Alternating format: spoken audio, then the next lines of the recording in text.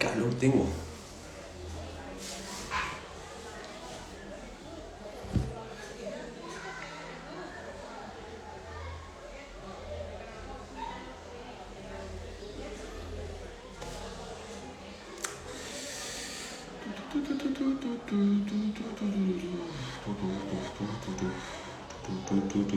Buenas tardes. A ver. Que estoy abriendo también. Aquí. Algunas preguntitas que habéis dejado. A ver que vaya entrando la gente. ¿Cómo estáis?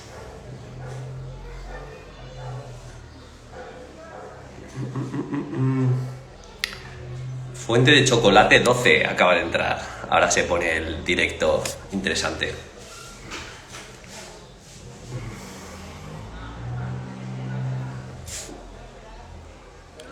Si se escucha.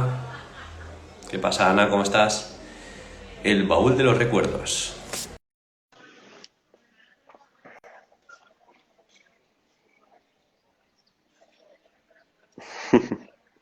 Yeah. ¿Qué pasa, Miguel? ¿Cómo estás? ¿Qué tal?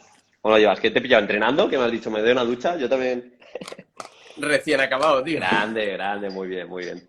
Recién acabado. Venía justito entrando, corriendo a la ducha y decirte, tengo toda la peluca todavía sin peinar. Bueno, no pasa nada. Vamos a estar un ratito a ver que entre la gente. A ver si puedo poner aquí en el comentario fijado un poco de lo que vamos a hablar.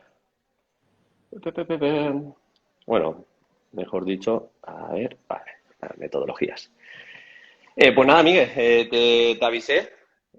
Digo, vamos a hablar un ratito esta tarde, aunque es mal día, ¿no? Porque la gente está ya, pues, la que se presenta a oposiciones o los que ya están pensando a largo plazo. Pero digo, vamos a hablar un poquito de metodologías activas, que nunca está de más, de neurociencia y tú que has sacado, bueno, has sacado varios libros. Recientemente estás haciendo el lanzamiento de otro. Si quieres también lo puedes comentar ahora.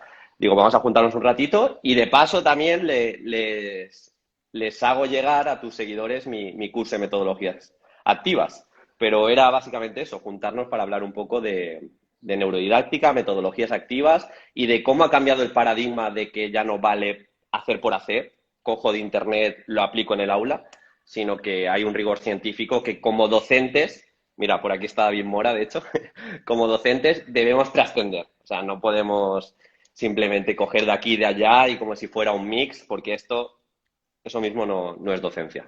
Pues sí, lo estaba comentando el otro día con una compañera en el cole y bueno, esto de la pandemia ha tenido infinitas cosas negativas, Mm. pero por otro lado ha tenido algunas cosas que yo sí considero interesantes y es, por ejemplo, el hecho de que muchas cosas que normalmente son lejanas a la sociedad, aspectos relativos a la ciencia, el tema de las vacunas, el tema Sí, del medicamento, pues se han acercado un poco y casi por obligación, por curiosidad, por necesidad, las personas se han visto, las personas, bueno, de calle se han visto obligadas a intentar informarse o formarse un poco o enterarse de cómo funciona, pues, por ejemplo, la farmacovigilancia, cuando se han pausado pues, las inoculaciones con las vacunas y, bueno, cosas que normalmente no tocan a la gente bueno, de calle y que normalmente no son relevantes. Y ahora se han puesto en un primer plano y se ha visto la importancia y la relevancia que tienen.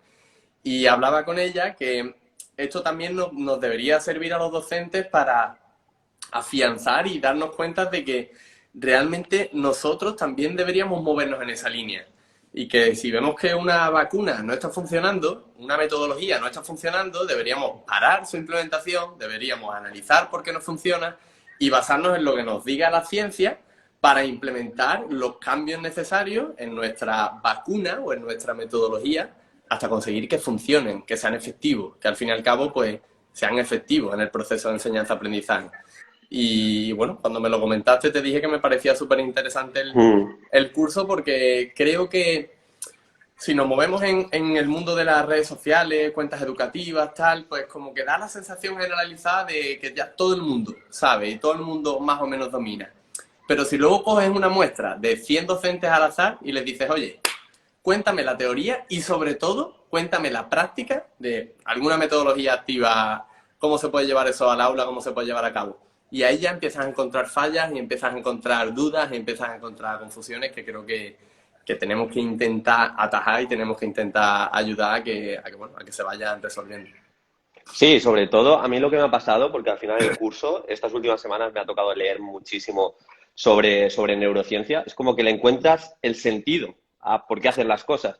O sea, en la carrera de magisterio, en el máster de educación, continuamente te dicen programa sí, metodologías activas, sé global, carácter integrador, carácter inclusivo, pero cuando entiendes cómo funciona el cerebro, cuando entiendes, por ejemplo, que si desde los primeros años intentas fomentar ese aprendizaje cooperativo, pues le encuentras sentido el por qué hacer las cosas. ¿Por qué si utilizas aprendizaje cooperativo, quizá tu alumno tiene esa poda sináptica y de esta forma pues tiene más estímulos y aprende mejor el resto de cosas? O la importancia que es los tickets de salida, o sea, la neuroevaluación, que esto habla mucho Jesús Guillem en su página Escuela con Cerebro, ¿no? ¿Es Escuela con Cerebro? Sí, sí, Sí, sí. Escuela con Cerebro. Habla de la neuroevaluación. Al final, hay una ciencia. A mí me gusta mucho la frase de no es opinión, es ciencia. Y creo que como docentes en este siglo XXI, donde hay tanta rumorología, se da tanto lugar a bulos, se nos llena la boca de competencia, de sentido de iniciativa y espíritu emprendedor, pero quizá nos hemos de formar primero nosotros para ser críticos, no etiquetar con tanta facilidad y aportar pues todo esto que hablamos de las metodologías activas. Que pues si no lo sabe la gente, las metodologías activas, como su nombre indica, es poner al alumnado en el centro de aprendizaje y que sean activas. Porque muchas veces, yo esto lo he visto, seguro que te pasa a ti también, Miguel, llevo una gamificación. Como llevo una gamificación en el aula, ya es metodología activa. Bueno, si el alumno o la alumna no toma ningún tipo de decisión, simplemente se basa en hacer A, B, C, D, igual no tiene mucha diferencia a un examen o a hacer unos ejercicios que manda el docente de manera tradicional. Entonces, no todo vale. Igual que cojo una técnica, una estrategia simple cooperativa, la llevo al aula, no todo vale, porque igual tu grupo clase no sabe cooperar. O sea, tu clase no tiene por qué saber cooperar, ni sabe empatizar. Está muy bien los instrumentos de evaluación o los instrumentos emocionales, esto del mood meter, el cuadrante de las emociones, pero tú tienes que educar la mirada de tu alumnado. Y he intentado, pues, aunar todo eso, decir lo que dice la ciencia, ejemplos y llevar este curso de metodologías activas que, como te dije, estás invitado y estoy seguro que vas a aportar en un futuro también. Pues sí, al final, bueno, yo, como ya sabes, para el segundo libro también llevé a cabo una investigación intensiva sobre, bueno, no solo neurociencia, sino también psicología cognitiva, que nos aporta un Mm, montón sobre cómo aprendemos, memorizamos y demás. Y al final, una de las conclusiones más claras que puedes sacar de toda esa literatura científica es el famoso learning by doing o incluso learning by thinking. Es decir, que la mejor forma de aprender es cuando conseguimos que el alumnado trabaje con esa información, es decir, reflexione sobre ella, piense, la conecte a conocimientos o contenidos que ya están bien asentados previos, en su claro. memoria y sabemos que esa es la mejor forma, la forma más efectiva de aprender, pero claro, esa es la teoría. Luego viene la parte complicada, que es llevarte eso al aula, que también es súper complicado. Y yo, mi conclusión es que cuanto más leo y más me formo en esta materia, más dudo sobre todo lo que hago en el aula. Y al final yo creo que eso es súper positivo, porque cuando tú no te cuestionas nada, cuando tú das por hecho que todo lo que estás haciendo es lo mejor, ahí te estás metiendo en un Ahí camino falla de algo, falla realidad algo. que no te va a llevar a ningún tipo de mejora profesional. Y creo que eso es un error que a veces se comete de forma totalmente involuntaria, pero que, oye, si alguien te dice, oye, cuidado que esto es un error, deberías pararte y decir, oye, quizás podría hacer cosas mejores, quizás podría cambiar ciertas cosas, quizás podría formarme un poco en este aspecto. Llevo 20 años trabajando, bueno, pero es que a lo mejor ahora hay otra cosa que es mejor o no. Mucha gente con mucha experiencia, yo siempre digo que en docencia intentamos aplicar ciencia, intentamos aplicar evidencia, pero que la experiencia también es algo súper importante y que las personas que llevan muchos años en las aulas tienen mucho que aportar. Pero aún así, creo que la clave es siempre cuestionar, cuestionar y autocuestionarse para ir puliendo la fórmula y ir llegando a cosas que sean pues cada vez más replicables o más empíricas, que al final es a donde pretende ir la ciencia, a intentar llegar a hallazgos que sean pues fácilmente extrapolables a diferentes contextos, diferentes situaciones, que es lo que tenemos en educación, contextos muy variados y muy distintos. Sí, a ver, completamente. Y sobre todo preguntarse, las metodologías activas muchas veces es preguntarse por qué hacen las cosas. Es decir, tú llevas una clase invertida, pero una clase invertida, ¿por qué se lleva? O sea, tú mandas un contenido a trabajar en casa, ¿por qué? Pues porque se ha visto, hay estudios, y de hecho os recomiendo el libro Aprender al revés, hay estudios que dicen que dedicamos prácticamente el 80%, el 90% del tiempo de clase a explicar. A propuestas autónomas igual te quedan 10 minutos y a la inclusión 5 minutos. Y por otro lado, surge la LOMLOE que pone el foco continuamente en la inclusión. Y dices, pues la clase invertida justamente busca eso. O sea, metodología activa en quizás reducir ese tiempo de clase magistral para que en el espacio grupal donde estén todos los alumnos y alumnas tengan más oportunidad de juntarse y cooperar, pero sobre todo también poner ese foco en la inclusión. Y eso es lo que busca la metodología activa. Y como dices tú, la experiencia yo creo que es clave. Y hay una falacia que yo hablo bastante en el podcast, que es la falacia ad hominem, y creo que nos pasa mucho a los docentes, que tendemos a etiquetar a la gente, decir, mira, este es mayor, igual no tiene metodologías activas, no tiene nada que enseñarme. O mira, este opositor es muy aburrido. O mira, este chico utiliza metodologías activas, pero no tiene nada de autoridad. Y en el momento que etiquetamos y dejamos de ser curiosos, dejamos de aprender. Y creo que muchas veces, a la hora de aprender metodologías activas, a la hora de formarse, hemos de tener como las gafas y la mente y la perspectiva abierta, es decir, quizá no lo sé todo, quizá yo me considero un experto en aprendizaje cooperativo, pero voy a escuchar a Miguel, que igual me aporta un pequeño matiz en evaluación, un pequeño matiz en gamificación. Y también nos pasa mucho en educación, y esto igual a la gente le molesta, que como piensa distinto otro docente o la política igual tira más hacia derecha y ya pensamos, no tiene nada que enseñarnos. Creo que como docentes hemos de trascender también ese aspecto, es decir, independientemente de cómo pienses, independientemente de lo que yo crea, voy a ver qué me puedo llevar de cada persona. Pues sí. Además me pareció bastante interesante que tocas un montón bueno, de tintes metodológicos o de metodologías distintas, porque yo lo digo mucho cuando hablo bueno, con padres en tutoría o con compañeros. Al final somos mecánicos y cada día nos encontramos una avería distinta. Y claro, imagínate que, no sé, tú solo dominas súper bien el cooperativo y te llega un niño con una avería que precisamente no se puede arreglar con esa No, herramienta, porque el niño claro, coopera muy bien, pero tiene otro problema, no procesa en profundidad la información, no trabaja con ella, etcétera. Cuantas más herramientas tengamos, más averías seremos capaces de resolver, digamos, o de arreglar. Entonces, es súper importante que los docentes no nos cerremos a decir, oye, yo soy pro tal metodología y todo lo demás no sirve porque esta es la mejor. Eso es un error enorme y creo que tenemos que estar siempre abiertos a decir, oye, es que a lo mejor mi clase o esta clase en concreto lo que necesita pues es un trabajo un poco más individual o en pareja, porque por lo que sea en grupo siempre disrumpen demasiado, pero cooperan muy bien en pareja, tal. Oye, pues por fuerza no hay que hacer una estructura de cooperativo de 1, 2, 4 en grupos de 6, de 4. No, a lo claro. mejor es un trabajo en pareja y que sea rotatorio y al final interacciones con distintas personas. No sé. Cada clase es un mundo, cada niño es un mundo. Y creo que en ese sentido es súper importante que nosotros tengamos muchísimas herramientas para ver en qué momento necesitamos aplicar cada una de ellas. Sí, porque igual dices, es que tengo que llevar el aprendizaje cooperativo, da igual, lo tengo que llevar a clase. Igual tu clase no está preparada a nivel de cohesión porque no se llevan bien. Y empieza a estar preparada cuando llevas un proyecto motivador o cuando haces un aprendizaje servicio que lo juntas con una residencia, con un centro de día o para recaudar fondos o para concienciar a nivel de transfusión de sangre. Y en ese momento, cuando haces ese proyecto, ese servicio, están preparados para cooperar. Entonces, yo lo que he intentado en este curso es pues tocar las principales, digamos, por así decirlo, metodologías activas y también enfocarme en un aspecto que te quería preguntar, Miguel, tú que lees bastante, sobre educación y te gusta también el desarrollo personal. He hecho un módulo que ahora mismo solo tiene 2 vídeos, pero quiero que vengan expertos en esa materia sobre educación emocional, porque últimamente me está llamando mucho la atención. De hecho, hace poco un influencer se suicidó y es algo que no se habla mucho. Y en términos relativos, haciendo el curso, me di cuenta que España estamos como a la cabeza de consumo de psicofármacos. Cada día se suicidan 10 personas. Toda la factura emocional que ha dejado el COVID nos dice estudios como Pasos de la Fundación Gasol que tenemos 2 niños en clase de media tristes.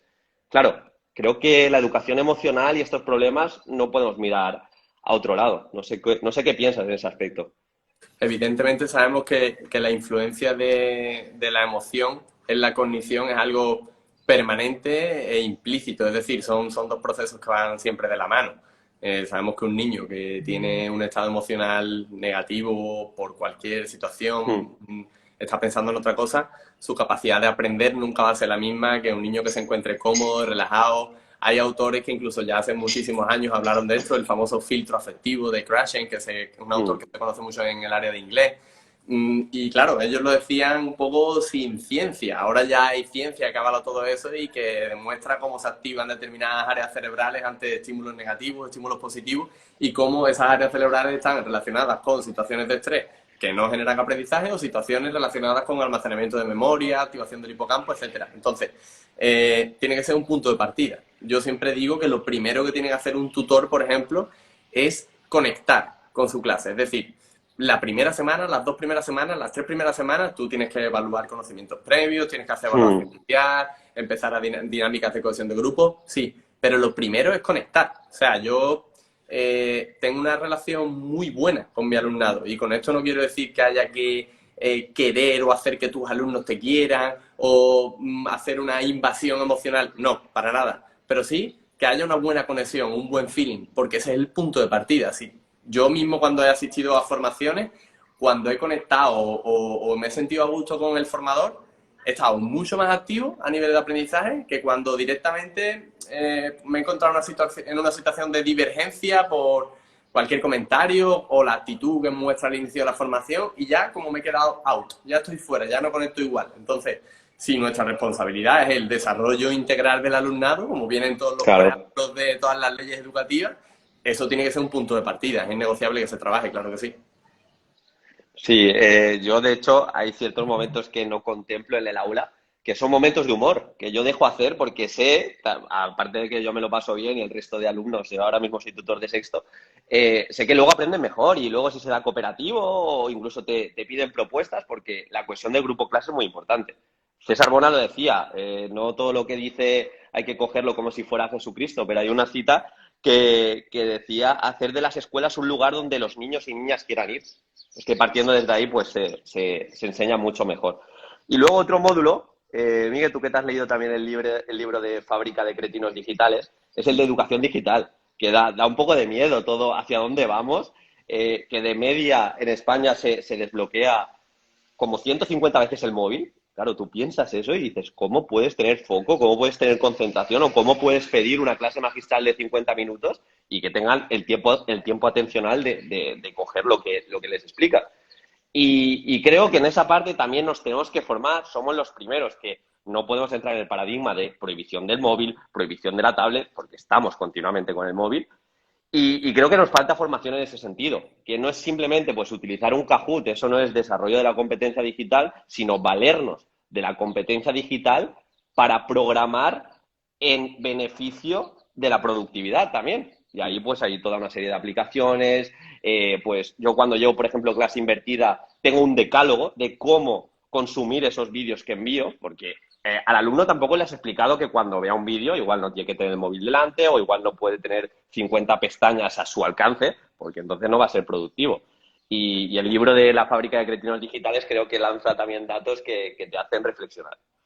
El libro es una pasada y yo creo que hace falta, evidentemente, formación a los docentes para que seamos capaces de transmitir al alumnado la importancia de una buena gestión de, bueno, de la huella digital, de nuestra Mm, actividad en redes sociales, del tiempo que empleamos y sobre todo qué hacemos en el tiempo que estamos empleando en redes sociales o mejor dicho, enfrente de las pantallas. Pero creo que también es súper importante que incluso los docentes hagamos una buena función tutorial a las familias en este aspecto, porque el problema de base en este aspecto es que casi, no sé, no puedo decir un porcentaje porque sería hablar por hablar, pero si pudiese decirlo, diría que un 90% de las personas realmente no somos conscientes de que desbloqueamos el móvil 150 veces al día o de que empleamos 4 horas al día de media delante de las pantallas. Y yo de hecho lo compruebo. O sea, muchas veces cuando quedo con alguien tal y sale el tema, le digo, ¿cuántas horas consume? Y los típicos te dicen, pues no sé, 1 hora o 2. Y te digo, mínimo 4, míralo. Y claro, cuando van a mirarlo y lo miran, empiezan, ay no, pero es que esto es tal, estuve mirando tal. Digo, es que son 4 horas y media, 5. O sea, es que partiendo de la base que hace 20 años, o, por ejemplo, mi hermano cuando tenía mi edad, esas 5 horas las podía emplear en otra cosa. Y lo normal es que fuesen en otras cosas que fomenten más la creatividad, porque cuando te aburres, las soluciones, acabas haciendo algo, una maqueta, montando, tal, saliendo. Y el problema es que nos encontramos que los niños pasan muchas horas delante de las pantallas de forma pasiva, consumiendo contenido vacío y yo, eso es algo que realmente me da miedo a largo plazo porque, bueno, al final los niños van a ser nuestros futuros médicos, nuestros futuros maestros, nuestra futura sociedad y no creo que les haga ningún bien esta situación, la verdad. Y ahí hay que poner límites porque los niños son niños. Podemos iniciarlos en ciertos conocimientos, advertirles, ayudarles, explicarles, entrarles en esa fase de razonamiento, pero al final tenemos que hacer a los padres entender que los niños son niños y necesitan límites, y necesitan saber que hay unos límites y que cuando lleguen esos límites, ahí se acaba. Y creo que ahí estamos cometiendo, en general, la sociedad, un error que no sé qué repercusión tendrá, pero que vaticino que puede ser bastante significativo. Sí, porque precisamente nosotros se puede decir que tenemos las funciones ejecutivas más desarrolladas, pero los niños como que el autocontrol no lo tienen tan desarrollado y no son conscientes que igual pasan 8 horas. Para ellos es algo normal porque ellos propios no son conscientes y si sus padres no les dicen nada o los docentes no van a una, pues es muy complicado. Así que, bueno, fundamental. Y no sé qué decía este libro, que los niños que ahora empiecen con las pantallas, cuando tengan 18 años, habrán consumido el triple de horas frente a la pantalla respecto a las horas en escuela. O sea, es una locura. Dices, pues te va a educar mucho más el móvil, la tablet, el ordenador, la tele que la escuela y tu familia. Así que es para replantearse y, como dices tú, tener la conciencia de decir, es que pasamos mucho tiempo. Y yo en el curso lo nombro para crear conciencia que hoy en día un tercio de los accidentes es por culpa del móvil. Un tercio de los accidentes. Y no sé si la mitad de los atropellos por culpa de distracciones con el móvil, para hacérselo mirar. Y el Totalmente. coste de oportunidad es gravísimo porque es igual que el consumo de azúcar. El consumo de azúcar sabemos que no, bueno, no es beneficioso para la salud, pero si tú tienes una dieta rica, variada y completa y te pasa un poco con el azúcar, pues bueno, evidentemente es lo mejor, pero tampoco es tan grave. El problema es cuando el consumo de azúcar te priva del consumo de otros nutrientes que son súper importantes. Pues no sé, como no me gusta la verdura, al final acabo cenando algo que es lo que tiene mucho azúcar. Ese coste de oportunidad de lo que no hagas en una cosa, la empleas en otra, con respecto a las pantallas es gravísimo, porque el problema ya no es el perjuicio en sí del uso de la pantalla, es el perjuicio en cuanto a que el tiempo que pasa delante de la pantalla no lo está empleando en otra cosa En que otras puede cosas. fomentar el desarrollo cognitivo, emocional, social de niños que están en periodos claves del desarrollo. Totalmente, totalmente de acuerdo. Si quieres, Miguel, contestamos un par de preguntas y lo dejamos por aquí. Simplemente repetir. He sacado, la semana pasada saqué el curso de metodologías activas. He intentado aunar, recapitular una serie de metodologías que creo que ponen en el centro del aprendizaje a nuestro alumno. Siempre el primer módulo, de hecho, es neurodidáctica para entender por qué hacemos las cosas. No he querido que se quede en un curso simplemente teórico. De hecho, hay multitud de ejemplos. El módulo de aprendizaje-servicio, hay 24 ejemplos de cómo llevar el aprendizaje-servicio. También rompo la objeción esta de que en secundaria o en FP no se pueden llevar metodologías activas o gamificaciones. Se han visto como Lucía Quintero lleva gamificaciones súper potentes, incluso en formación profesional. Aprendizaje-servicio donde se interconectan FP, primaria e infantil. Se puede hacer de todo, hay que tener la mente abierta y he intentado pues dar recursos para todas las especialidades en este curso de metodologías activas. Y poquito más por mi parte. Mira, me preguntaban, que esto también está muy unido, Miguel, a ver cómo tú lo haces, porque yo al ser ahora, sé que tú también lo eres de educación física, pero me interesa cómo lo haces tú. Pregunta Paola, ¿cómo incluir el movimiento en el aula si no eres de educación física? Los denominados descansos activos que tanta evidencia científica tienen, ¿cómo lo incluyes tú? Hay infinidad de propuestas que no requieren ningún tipo de formación especializada en el docente que las implementa. De hecho, pues, el simple baile de una canción, que los niños tengan la coreografía, el Just Dance, que hay un montón de vídeos en YouTube, Sí, que viene la coreografía, cualquier tipo de actuación de este tipo nos puede servir. Una paradita de 3, 4 minutos acompañada de desconexión mental o cognitiva y sí. actividad física, activación cardiovascular, puede ser muy positiva para mejorar bueno, los niveles atencionales y de actividad luego una vez que se retome la tranquilidad o la práctica de aula. Sí, yo de hecho utilizo mucho la aplicación, bueno, es una página web que se llama Go Noodle, no sé si te suena. Ujú. De hecho, en el curso he hecho un pequeño tutorial porque me parece increíble. Está en inglés, casi todos los vídeos, pero tiene su sección en español y hay muchos, muchos descansos activos. Desde bailes, desde pequeños ejercicios de hago 15 sentadillas, me doy 50 pasos. Contemplarlo, porque es insostenible que con todo esto de las redes sociales, que estamos en torno a un algoritmo de gratificación instantánea, que de repente pensemos que nuestro alumnado va a estar 2 horas sentado atendiendo. Pues hemos de contemplar esos descansos activos. Y de hecho, echar un vistazo a todos aquellos y aquellas que estéis interesados en los descansos activos. Hay un programa del gobierno que se llama Dame 10, que sobre todo para primaria y hasta creo a tercero de la ESO, tenéis como descansos activos segmentados por especialidad. Y está muy chulo. Dame 10 se llama. Y no sé, por mi parte nada más que quería hacer, porque ahora de hecho en un ratito tenemos también un pequeño directo para no saturar a la gente. Ahora dentro de un rato nos vemos con tu compi de sociales hablando de Opos.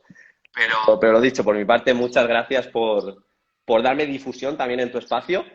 Y te lo digo públicamente, o sea, me encantaría que donde tú te vieras cómodo, pusieses tu granito de arena en mi curso de metodologías activas y poco más por mi parte.